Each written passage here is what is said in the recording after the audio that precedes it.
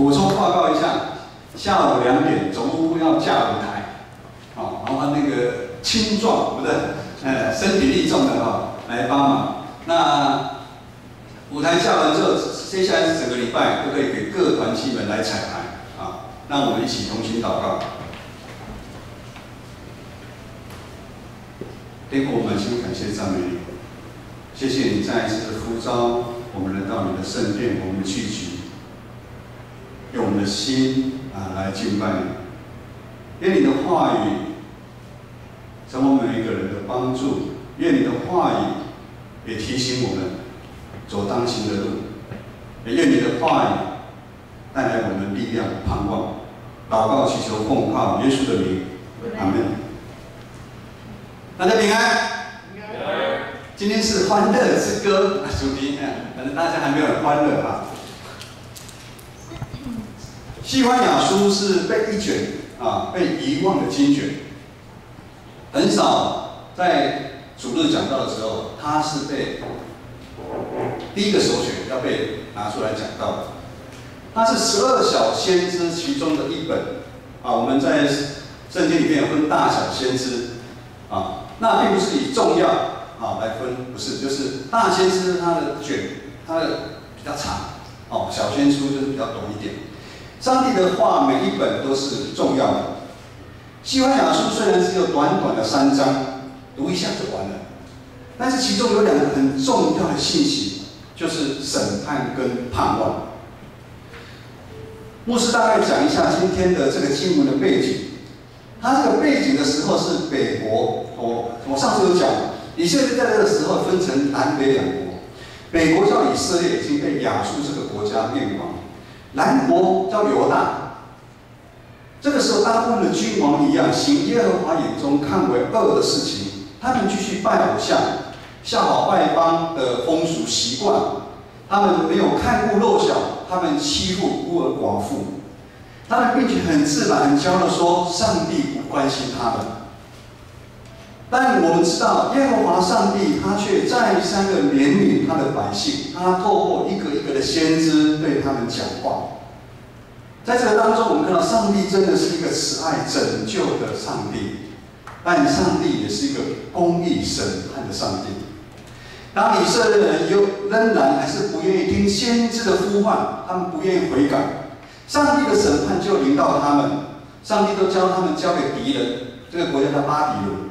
巴比伦的手中，整个耶路撒冷的城就被毁掉了，整个百姓被掳到巴比伦，离大概1200多公里，就是你从高雄被掳到很远很远的地方去，用走被掳走。以色列国家到现在来看，它已经完全灭亡，这是主前586年。如今的基督徒面对的挑战也是这样，一个基督徒应该是有爱人、敬畏上帝的心。当我们变成骄傲、自以为傲的时候，我们要小心，我们一样会被掳到那个捆绑我们的巴比伦的国家去。上帝是公义审判的上帝，但是上帝常常又是怜悯的上帝。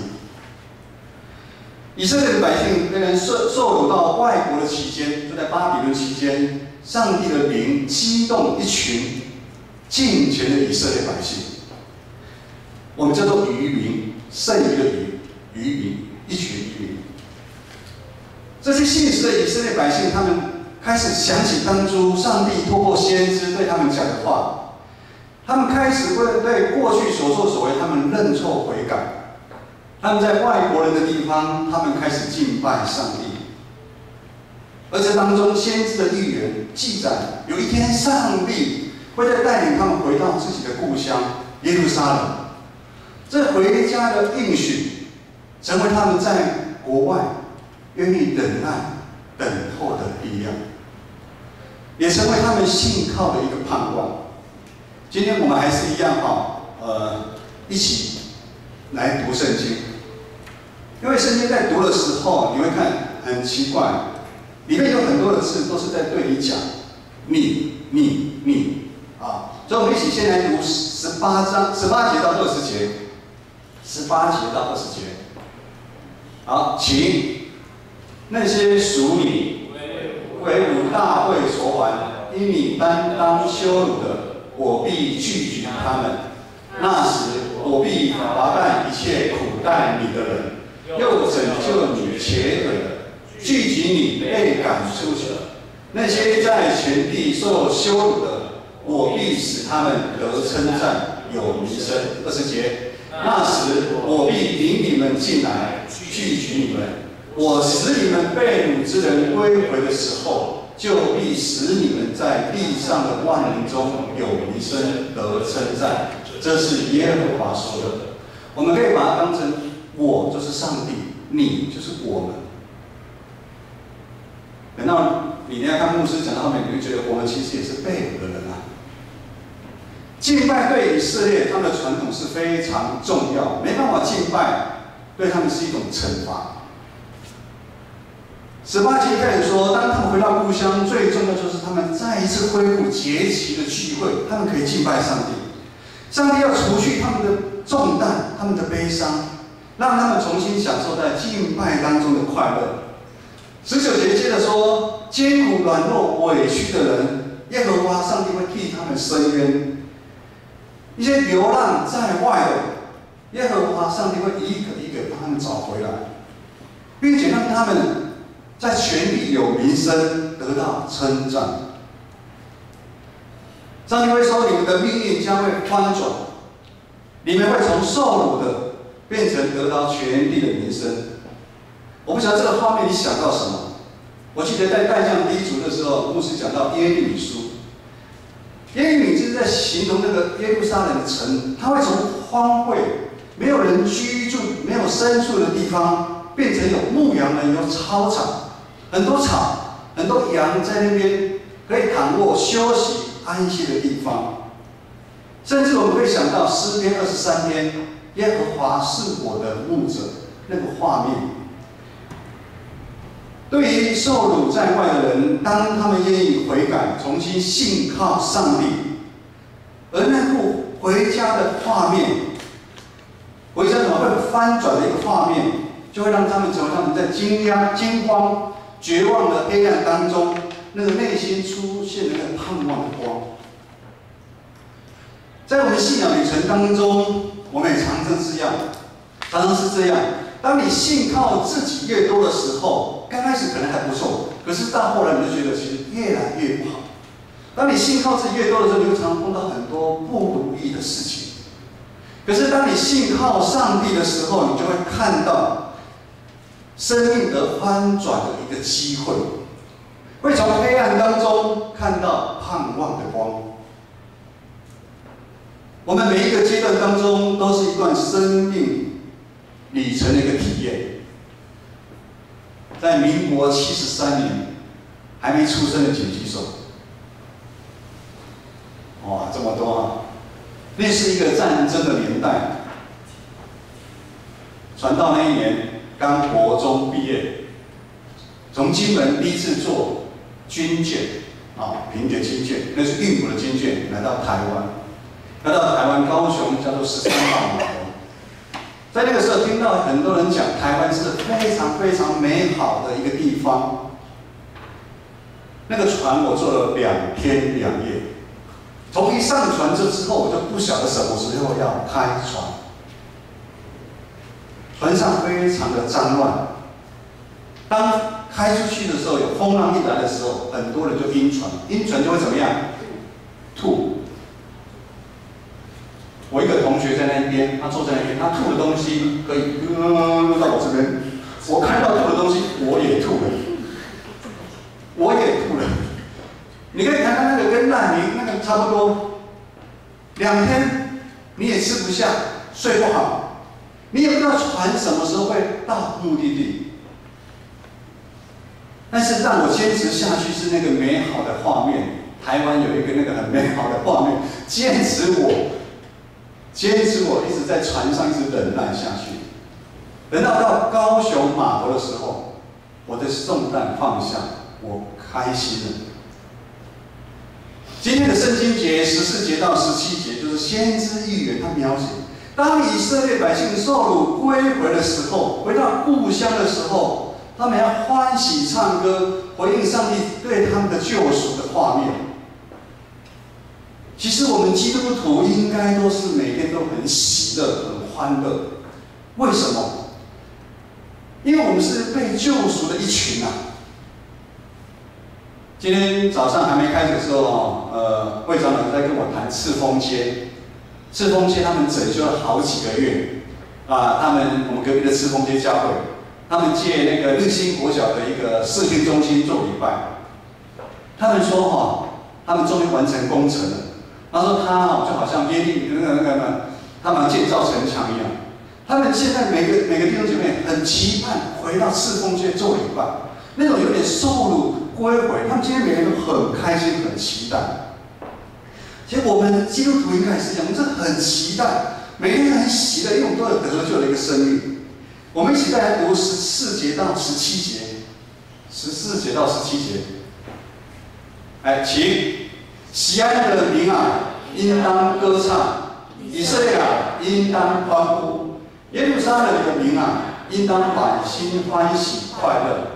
耶和华你除去你的刑罚，赶出你的仇敌。以色列的王耶和华在你中间，你必不再惧怕灾祸。当那日必有话向耶路撒冷说：不要惧怕，西安啊，不要手软。耶和华你的上帝是实行拯救、大有能力的主，他在你中间必因你欢喜喜乐，默然爱你，却因你喜乐而欢呼。当以色列在国外等候之后，当他们等候的时间满了之后，回到自己的故乡，就好像我搭了船。2天2夜，终于到高雄13号码头的时候，我就可以免受在船上那个肮脏、那个痛苦、那个不方便。上帝的选民也是一样，有时候我们也是一样，我们总算可以对很多的恐惧、绝望、不自由当中，我们得到释放，我们不再受到敌人对我们的威胁，所以我们就可以欢喜快乐。唱出得救的歌。我不晓得大家有没有住院的经验？住院是很辛苦的，真的。当你身体好了，你真的会很想开心。我不晓得刚刚田一在带的第3首，我真的好感动，我也很释放，就很要赞美我们的神。你回想过去，你会想赞美我们的上帝。15到17节，先知对他们说：“你们要欢喜啊！”这是得救的人他的行动，你要欢喜啊！我想很多人联考考上好自己理想的学校，你都很开心，应该一定有嘛。我记得我第一次当爸爸的时候，被通知的时候，我也很开心啊，也很开心啊。可能有人就一般比较不会啊，正常不会，正常会很开心。找到工作了，毕业找到工作啊，好开心，好开心哦！领到第一份薪水啊，要请爸爸吃饭，子怡是不是？这个也领到第一份薪水，他请爸爸吃饭，他开心，我也很开心啊。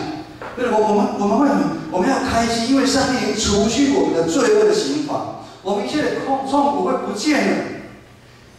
因为当耶和华审判的日子过后，上帝就会临到耶路撒冷，临到我们的教会，临到我们的身上。上帝的欢喜，上帝喜欢欢喜跟他的选民在一起，上帝也喜欢跟我们在一起。上帝要在我们中间替我们征战。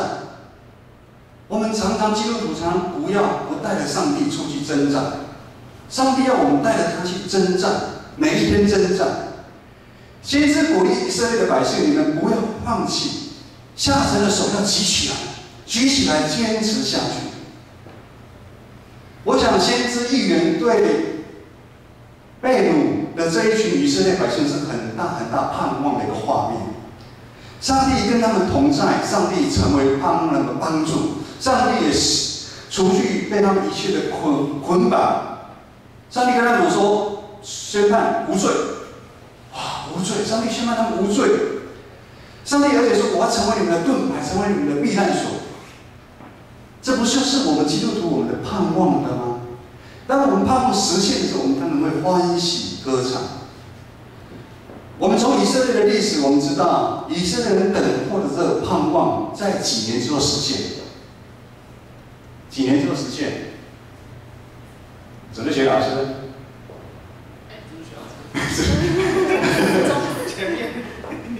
以色列人被掳之后，70年之后，没有人想到，70年之后，陆陆续续有上帝的子民归回耶路撒冷。上帝使用这群少数的移民，这群愿意悔改、忠实的信徒，他们在外国人的地方，他们操练自己，成为有一个敬虔的心，他们忍耐，他们有信心，他们在等候上帝时间的领导。我们常常会听到一个老姐妹说：“我为了我儿子祷告40年了。”那个是多么要耐心等候啊！成就了上帝要透过以色列百姓救赎我们、救赎世间的那个计划。上帝不只爱以前的以色列人，上帝一样爱我们，一样爱世间所有的人。约翰福音3章16节，应该是大家都很熟悉的一段话。一段经文，神爱世人，甚至将他独一的儿子赐给他们，叫一切信他的人不至灭亡，反得永生。我不晓得大家怎么定义永生，永生好像好像大家都死了，那永生。2000多年前，耶稣的降生带给世间困苦的人一个盼望。在路加福音4章18节这么说：“主的灵在我身上，因他用膏我，叫我传福音给贫穷的人，差遣我报告被掳的得自由、得释放，瞎眼的得看见，叫那些受压制的得自由，报告神悦纳的喜年。”今天是我们代降节第3主日。在我们第一堂，我们点上3支蜡烛。今天代表的是宣告什么？主欢喜的年来到，喜乐我们迎接主耶稣再来。代降就是等候，等候是需要一段时间的。我们以家以轩的那个生意那个煎饼果子生意非常好。你要吃到它，一定要等候，等候要一段时间，有的长，有的短，如果你是在密集的时间那要等很久，等很久。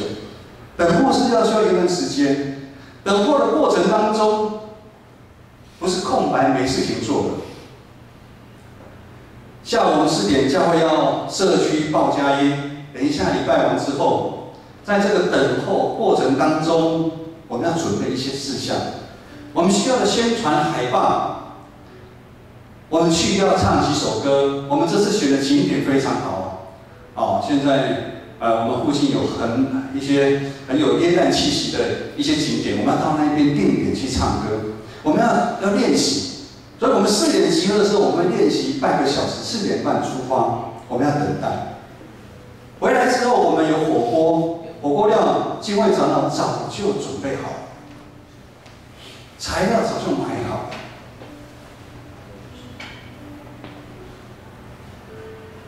等候，我们在转换工作跑道的当中，我们也要等候。在这个等候的过程当中，我们要准备我们要准备。妈妈等先生、等孩子回来，下课工作回来的时候，要吃晚餐的时候，在这个等候的过程当中，妈妈要去买菜，要去煮菜，切菜要煮菜。而不是回来什么都没有。在等候过程当中，我们要预备我们自己。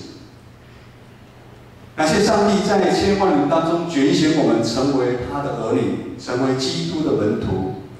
如今我们都是上帝保守中那群恩典的渔民，我们都是蒙恩的罪人，但是因为恩典就是白白的得来，不是因为你考试厉害。你在社会上有名位你才成为基督徒，不是，我们是白白的，恩典是白白的，因为恩典才成为基督徒。虽然我们是少数，但我们却都是基督的一部分。我们这个基督的肢体，我们要像以前的以色列百姓，他们在国外一样，怎么样？我们要操练我们自己，在这个等候过程中，我们要操练我们自己。我们要操练我们自己，成为一个愿意悔改的忠实的信徒啊！操练自己有敬虔的心。平常不操练、不演练，碰到问题来的时候，你根本没办法解决。我们常常有看到电影影片里面，很多船在外海航行的时候，常常碰到海盗来劫船。为什么平常的船长他就因为操练？当我们碰到海盗的时候，我们的 SOP 是怎么样？我们也是一样，我们平常要操练我们一个敬虔、忍耐、有信心、有盼望，成为义的器皿，好等候基督2次的再来。很多会友在私底下问牧师，你跟志明牧师接连几个礼拜都说到义的器皿，到底义的器皿是什么？基督徒为什么要成为义的器皿，等候耶稣的再来？今天的经文3章20节，那时我必领你们回来，召集你们，我使你们被掳之人归回的时候，必使你们在地上万民当中得享名声，得称赞。这是耶和华说的。牧师刚刚说，这20节成为被掳以色列百姓他们一个很大的一个盼望。可是我们从以色列的历史当中，我们知道，当他们真的被掳70年后被掳回来之后，回到耶路撒冷是荒凉，那边的人不欢迎他们，他们碰到很多的苦难，很多的窘境。如果是这样，先知西番雅、先知预言的这个画面，可能就不是在讲受被掳归回这件事情。如果这样，我不晓得大家有没有想到什么？我们可以很肯定的说，牧师肯定的说，先知预言那个更美好的一个未来，那个新的耶路撒冷的圣城，应该就是使徒约翰在启示录21章看见的新的天、新的地，新天新地。那是一个不再有死亡，也不再有悲哀、哭嚎、痛苦，因为先前的事都已经过了。这新的耶路撒冷，其实就是我们一个基督徒每天在盼望的一个天国，也是我们内心寻找久久的什么？我们的家乡。上帝将一个永生盼望的心安置在我们每一个基督徒里面，我们都有一个永生的盼望，我们要回到天上的家。我们要知道我们在等候什么，我们就等候天国的临到，我们要回到我们天上的家。希伯来书11章13到16节里面也是讲到，说到旧约许多圣徒，亚伯、挪亚、亚伯拉罕。13节这么说，这些人都是存着信心死的，并没有得到所应许的，却从远处望见，他们会看到，且欢喜迎接，又承认自己在世上是客旅，是寄居的。说这样的话的人是表明自己要找一个家乡，他们若想念的家乡，还有可以回去的机会。如果我想念我金门的家乡，我一定要买个机票，我就可以回去了。重点在16节，16节怎么说？这些圣徒们，他们更羡慕一个更美的一个家乡，就是天上的。所以神被他们成为他们的神，并不以为耻，因为他已经给他们预备了一座圣城耶路撒冷。各位弟兄姐妹，在待降节期，我们所等候的是上帝为我们必预备在天上那个又新又美的新耶路撒冷。你这样的等候、盼望，会激励你成为义的一个器皿。这一个器皿就是要成为耶稣的一个样式。耶稣成为我们的模范。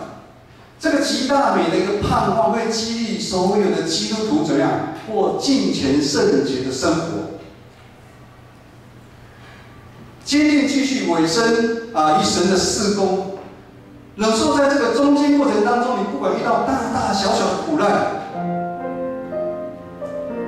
你可以迫切、很着急、很正确、极大的忍耐来传道、来教导。各位弟兄姐妹，在成为义的器皿这个过程当中不容易。可能在这个生活当中，我们一样会碰到很多的困难、烦恼、委屈，甚至有一个病痛击杀我们。但是我们不要放弃。上帝的话临到以色列百姓说：“你们不要放弃，要坚持下去。”我们也是一样。而我们现在更知道，有圣灵的力量常住在我们心里面。圣灵会帮助我们，会带领我们去增长。各位弟兄姐妹，只有我们慢慢成为义的器皿的时候，成为耶稣的样式的时候，我们才可以真正从罪恶当中得到解放。我们才可以成为一个自由的一个人，我们可以自由的服侍，我们可以自由的奉献。当我们成为一个器皿的时候，我们可以从恐惧的黑暗中，我们会看到那个亮光，因为我们相信上帝超过于相信我们自己。成为义的器皿，我们的想法会被翻转，我们会被翻转，以至于我们在生活当中，我们要喜乐。那牧师看到大家的喜乐，我们要喜乐当中，因为我们在地上，我们就可以经历如在天上的永生的盼望。那种平安喜乐，我们每一天都可以享受到。我们不用等到我们过世之后，我们才经历那永生的盼望。